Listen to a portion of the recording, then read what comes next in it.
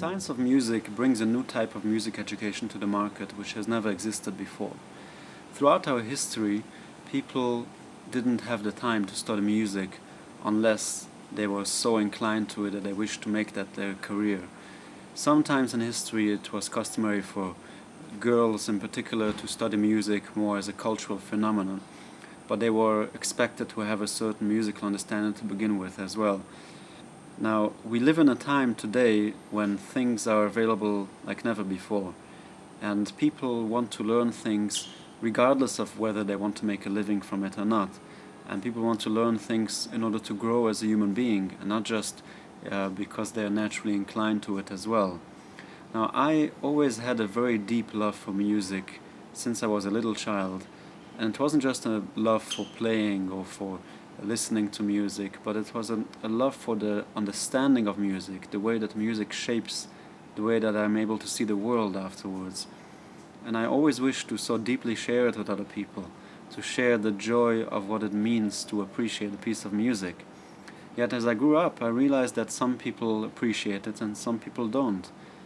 And I gave up on sharing that intimacy of music with people. I found a few individuals with whom I could share it.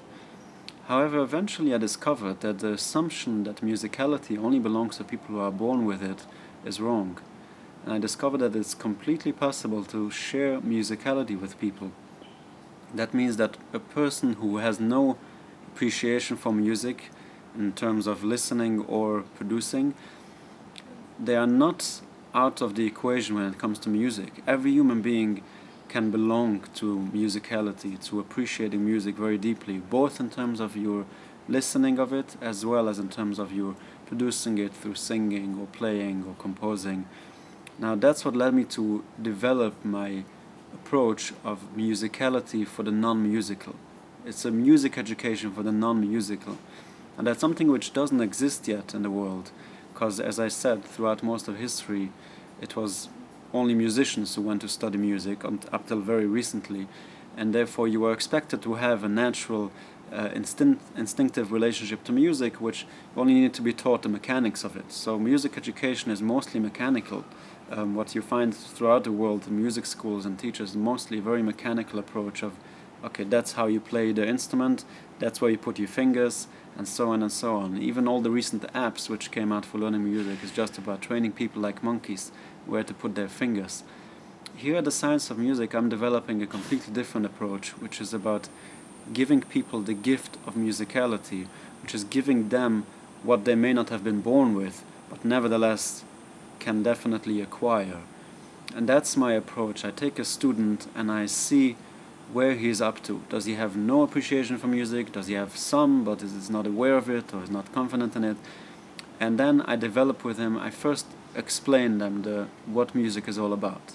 Now that's something which doesn't yet exist, but a way to translate music to people. Because you see, music is a science. It's not just random and magical effects that we don't know how to create them. We do know, it's been a study for centuries and centuries of how to create certain effects with music. So I first explain to the student how music works, the rules of music, gets to know the elements of music. Then I train them to recognize it with their ears, to recognize, oh, this is this and this is that. Then once he understands that, I can turn to playing. We start developing their playing abilities. Then we make sure they sing in tune. If not, we work on it, no problem there. We work on how to get them to pick up songs by ear, not just to train them to play notes and copy.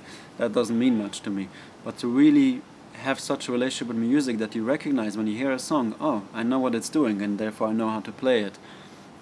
We make sure they understand songs, that they don't just play it, but I'm sure they enjoy it, but they actually understand how it works, why it works, what it means.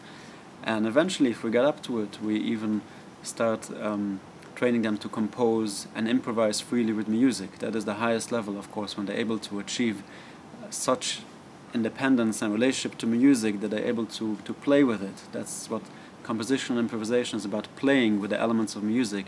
You can only do that once you know it. Once you know the game, once you know what you're playing with, you can start playing it. So I make sure I do it with them with exercises, taking existing songs and playing around with it, changing it up, then putting it back together.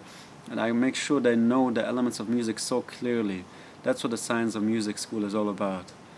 And I do it because I really believe that music belongs to everybody, and it can only enrich people. I've seen it. I've seen people who came to me with completely no relationship to music whatsoever, and now I see them rejoicing every day. It takes up hours of the day, just the joy of living with music, of knowing what you're doing, even the simplest things, but just when it's something that you know, you see the marvelous nature of music, it changes them as people forever. It broadens them and brightens them, and I hope I can do the same for many more people.